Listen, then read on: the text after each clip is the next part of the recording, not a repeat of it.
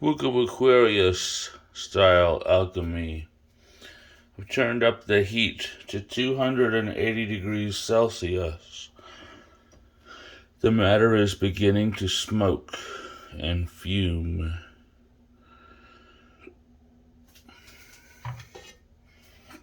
So I've got the camera rolling. Let's see what we get.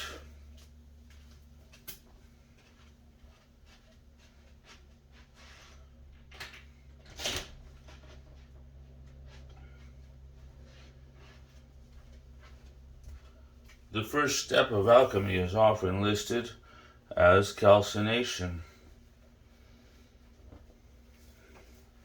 Many people understand the alchemist's glass vessel to be a distillation vessel. Therefore, distillation does in fact coincide with calcination,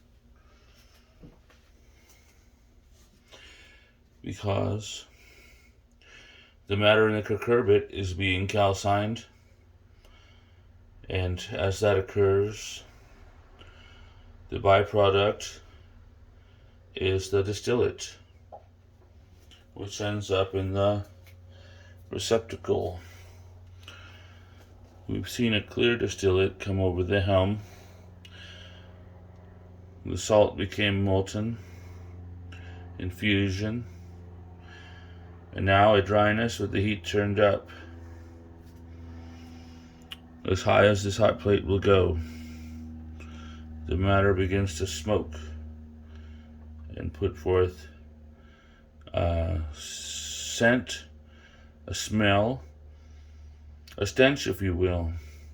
But it's not exactly a stench because it's contained within the glass for the most part.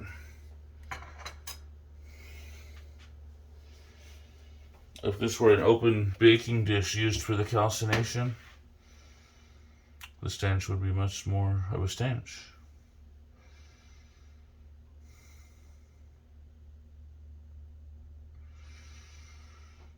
We've seen minimal sublimation in this experiment so far.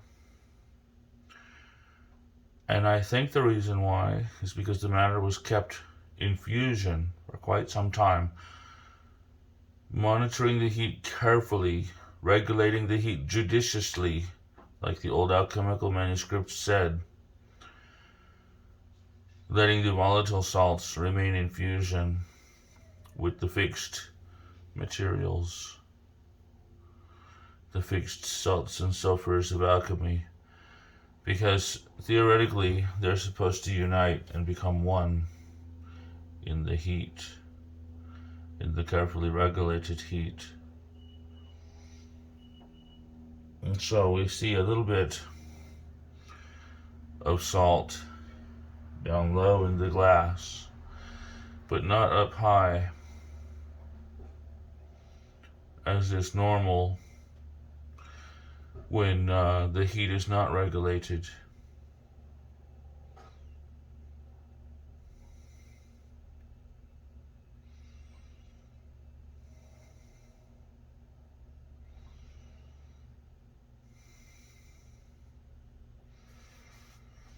In the Book of Aquarius, it quoted many alchemical manuscripts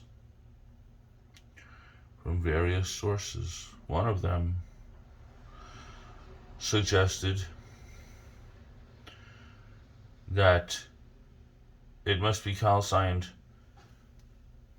with the highest degree of heat, for an impurity adheres to it, which can only be removed by fire, and that of the strongest degree. This is not my strongest hot plate, but I will see how the experiment unfolds with this hot plate, and then if I need to, I may change it out for one that is much hotter, burning off the impurities until no more smoke or fume or stench arises. It's a purification by heat, a trial by fire.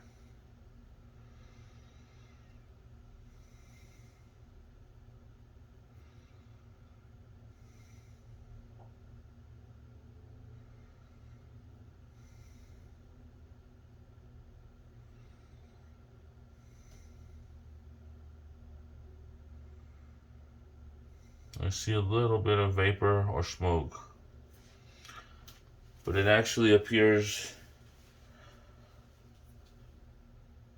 it almost appears like it's ready to diminish, but perhaps not. This hot plate is at the highest setting that it will go, 280 degrees Celsius.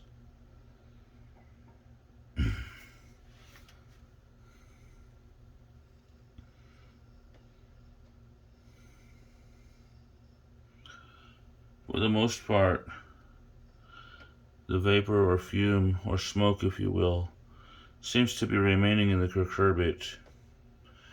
It does not seem to be collecting in the condensate arm of the alembic distillation head.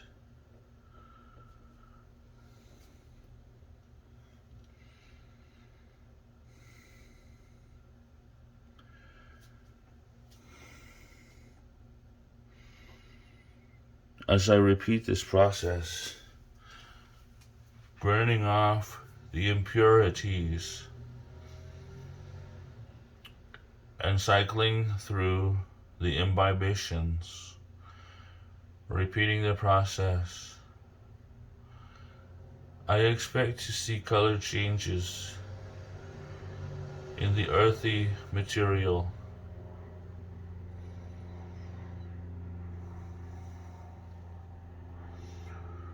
which at this time I want to call the better part of the stone. Thinking back on the writings of Michael Sindavogius, the better part of the stone just came to mind. Could it be that he refers to the earth in the crucible, irregardless if his material worked upon was the same as this or not? In the alchemist's glass, the process of calcination, distillation, imbibition, repetition, and the substance being a variable, but the process being the basic process. When Sindavogius mentions the better part of the stone, specifically the virgin's milk, which is expressed from the better part of the stone, it sounds as though he's speaking of a distillation and an earthy matter left behind. The virgin's milk, which is expressed from the better part of the stone.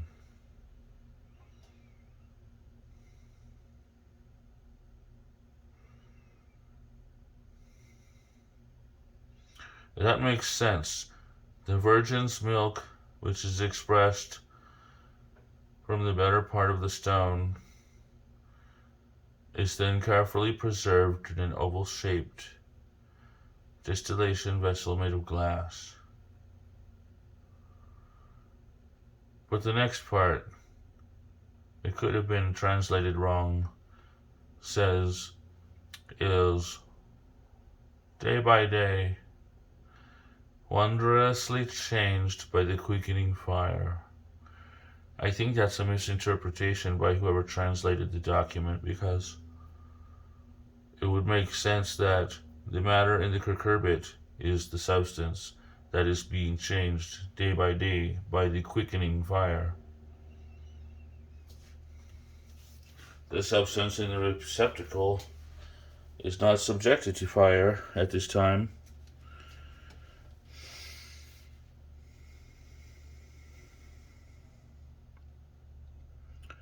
And my understanding of alchemy is that the kaput mortuary in the cucurbit must be calcined until no more smoke, fume, or stench arises from it, and it remains unaffected by heat. And then the dead earth is resuscitated by adding the spirit back to it.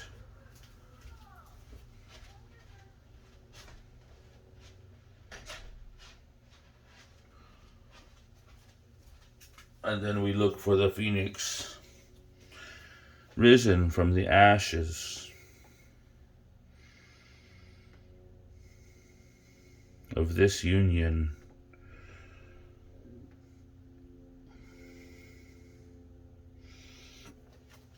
This is Alchemy of Steven School. Check out the Steven School Alchemy Forum on Patreon. Not for consumption. Do not try this at home. Thank you for watching.